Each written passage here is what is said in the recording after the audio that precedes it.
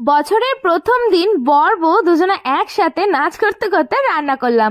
So hello guys, কেমন আছো তোমরা সবাই? আশা করছি সবাই খুব ভালো আছো। আর একটি নতুন মিনি ব্লগে তোমাদের সকলকে ওয়েলকাম। কাল রাতের বেলা হট করে আমার বরের মাথায় ভূত চেপেছে পিকনিক করার, তো সেই মতো রাতের বেলাতেই মাংস আনতে চলে গেছিল।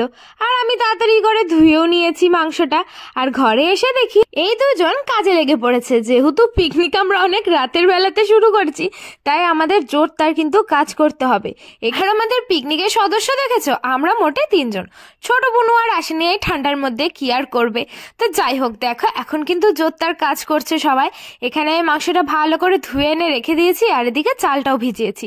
আর তোমরা বুঝতেই পারছো কি হবে এই সবজি কাটা দেখে। আজকে রাত্রের মেনুতে হবে ফ্রাইড রাইস আর মাংস। তো পিকনিক তো আজকে জমে যাবে। আর বোনের দিকে হট করে তাকাতে ও দেখে একটা লঙ্কা খাওয়ার চেষ্টা করছে। তো আমিও সেই মতো ওকে একটা চ্যালেঞ্জ দিয়ে দিয়েছি যে লঙ্কাটা পুরো চিবিয়ে খেতে পারলে তোকে আমি 5 টাকা দেবো। প্রথমে রাজি হয়নি, তারপরে ওকে বলেছি 10 টাকা দেবো। 10 টাকা বলাতে ও কিন্তু সঙ্গে সঙ্গে লঙ্কাটা চিবানো শুরু করে দিয়েছে। ওকে আমি বলেছিলাম যে তুমি কিন্তু জল খেতে পারবে না, সঙ্গে সঙ্গে 5 মিনিট অপেক্ষা করতে হবে। আর এই শুনে অমিত তো হেসেই যাচ্ছে যে গুঞ্জন পারবে না কিছুতে। দেখো আমার বোনের অবস্থাই, দেখো আমার বোনের অবস্থা। ও তো ঝালে পুরো পাগল হয়ে যাওয়ার মতো, তাও বারবার বলছে যে আমার একটু ঝাল লাগেনি, তাড়াতাড়ি আমার 10 টাকাটা দে। তো আমি তো প্রথমে দিচ্ছিলাম না, আমার হাসি পাচ্ছিল। তো ফাইনালি এখন দেখো অমিতকে অনেকবার বলার পরে যে অমিত তো টাকাটা দাও, ও এখানে 20 টাকার নোট দেখে কেমন করে নিয়ে নিচ্ছিল। তো অমিত বলছে 20 টাকা দিতে পারি, আর একটা লঙ্কা খেতে হবে। তো ফাইনালি ও আর লঙ্কা খায়নি, ও বলছে আমার টাকার দরকার নেই। ও লাস্টে সস খেয়েছে। বেচারি অনেক কষ্ট করেছে। যাই হোক, তারপরে কিন্তু ওকে 1 প্লেট মোমো কিনে দেওয়া হয়েছে। আর এখন দেখো মোমো খেতে বসেও পড়েছে। তো আমি ওর কাছ থেকে কিন্তু 1 পিস খেয়ে নিয়েছি। বছর প্রথম দিন মোমো দিয়ে স্টার্ট করলাম, তারপরে চলে গেছিলাম অমিতের কাছে এখানে রান্নাতে সাহায্য করতে। আর যেহেতু আমরা একটুখানি ঘরে গান চালিয়েছিলাম, তো আমি গানের তালে তালে কিন্তু নাচ শুরু করে দিয়েছিলাম। এখানে আমি ওকে বলছিলাম যাও তুমি গিয়ে বসে থাকো, আমি রান্নাটা করছি। আর যেহেতু বাবুর আজকে ইচ্ছা হয়েছে যে না ওই আজকে রান্না করে খাওয়াবে, তো তাই ও আমাকে কিছুতেই কিছু করতে দিচ্ছিল না। চালটা দিয়ে দিচ্ছে, আর সেই সুযোগে কিন্তু আমার বোন পকেট থেকে ফোন নিয়ে পালিয়ে গেছে। আর এই ছোট ছোট দুষ্টুমিগুলোই তো মজার ব্যাপার শালি আর জামাইবাবুর মধ্যে। এর মাঝখানে আমি বাবা ঢুকতে চাই না। তো তারপরে দেখো এখানে চালটা সমস্ত দেওয়া হয়ে গেছে, যেটুকু এই গামলাতে লেগেছিল ও এই হাঁড়ির থেকে গরম জল নিয়ে আবার কিন্তু দিয়ে দিয়েছে। আর এদিকে ও কিন্তু সমস্ত কিছু কেটে রেখেছিল সবজি, তো সেটাই কিন্তু একপাশে কড়াইতে দিয়ে ভাজা শুরু করে দিয়েছে। মানে ভাতটা হতে হতে ওদিকে ভাজাভুজিগুলো হয়ে যাবে। ওদিকে তো কড়াইতে ভাজাভুজি হচ্ছিল, আর এদিকে কিন্তু চালটাও অনেকটা সেদ্ধ হয়ে গেছে। তাই আমি ওকে বললাম যে যাও তুমি চালটা তাড়াতাড়ি করে নামিয়ে নাও, আমি এদিকে কিন্তু সবজিগুলো ভেজে নিচ্ছি। তাই ও কিন্তু দেখো এখন চলে এসছে নিচে। আর এই যে এই হাঁড়ি থেকে কিন্তু চালগুলো এরকম ভাবে জলটা ছেঁকে নিচ্ছিল। আগের দিন আমি যে ফ্রাইড রাইস করেছিলাম 25শে ডিসেম্বরের দিন, ওদিনকে তোমাদের সাথে আর শেয়ার করা হয়নি যে কেমন ভাবে করেছি। আজকে যেহেতু আমার বর করছে, তাই ভাবলাম যে চলো একটু একটু করে তোমাদের সাথে শেয়ার করা যাক।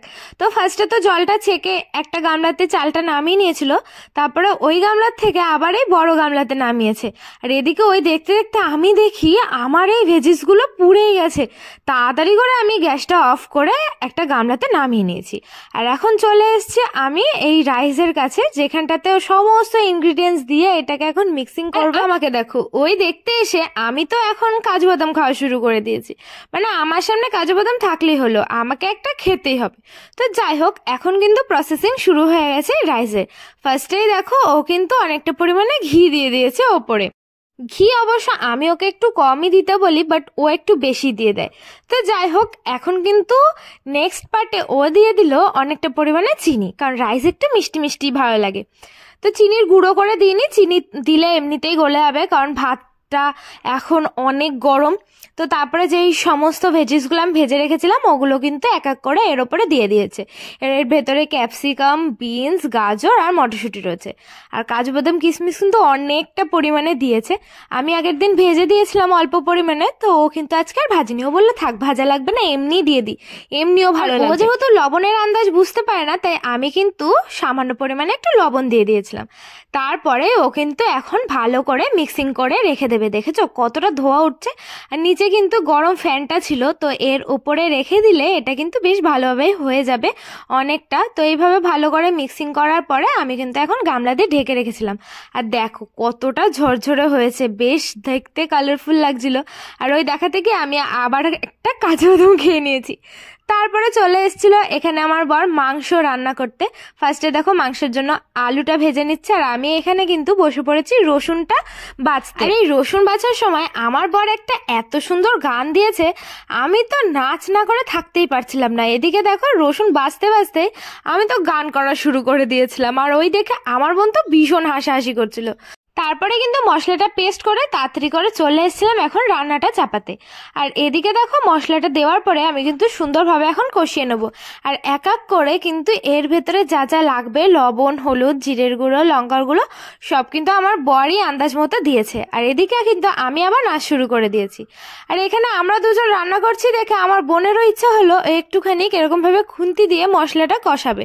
তো ওর এই খুন্তি নাড়ানো দেখে অমিত তো হেসেই পাগল হয়ে যাচ্ছিল, আরো বারবার বলছিল যে লোকে দেখলে ভাববে যে তুই কিছুই পারিস না গুঞ্জার এত বড় হয়ে। আমি আর অমিত পাশে দাঁড়িয়ে এখন বোনের কেরামতি দেখছিলাম রান্না নিয়ে। তো অনেকটা লেট হয়ে যাচ্ছিল, তাই বোনকে বললাম যে তোকে আর করতে হবে না। তো ওর ইচ্ছা হলো মাংসটা ওই দেবে কড়াইতে। দেখো কেমন ভাবে দেখছে যে মশলাটা কষানো হয়ে গেছে নাকি। ওকে আমি বললাম যে হ্যাঁ মশলাটা কষানো হয়ে গেছে, এবার মাংসগুলো দিয়ে দে।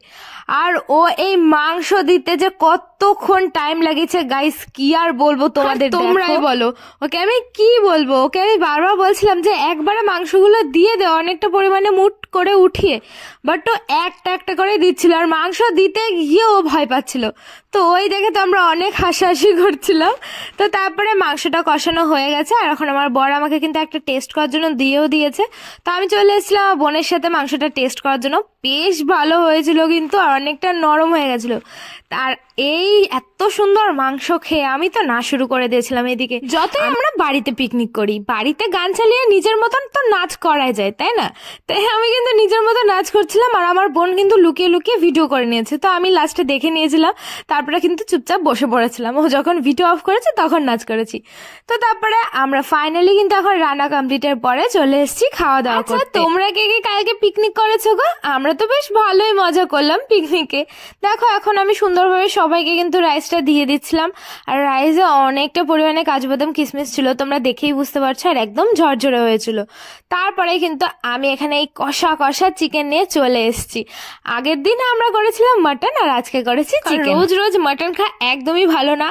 এমনিতেই বছরের শেষ দিন আমরা অনেক কিছু খাওয়া দাওয়া করেছি, মাটন বিরিয়ানি, তার সাথে চিলি চিকেন, তাই আজকে চিকেনের ওপর দিয়ে রেখেছি। আবার সকালবেলাও পিকনিক করেছি জানো তো। তো যাই হোক, এখন কিন্তু আমি সবাইকে দিয়ে নিজেও খেতে বসে পড়েছি। আর এই যে আমার বরের রান্না আমি খেয়ে টেস্ট করছিলাম, আর বরকে বলছিলাম দাঁড়াও আমি সুন্দরভাবে রিভিউ দেবো। তো একটা লেগ পিস আমিও নিয়ে নিয়েছি, আমার বোনকেও দিয়ে দিয়েছিলাম কিন্তু। আর বিশেষ করে আমার না হাড়ের পিস খেতে খুব ভাল লাগে। তো যাই হোক, বর কিন্তু বেশ সুন্দর রান্না করেছিল, দেখো আলুগুলো কি সুন্দর গলে গেছিল।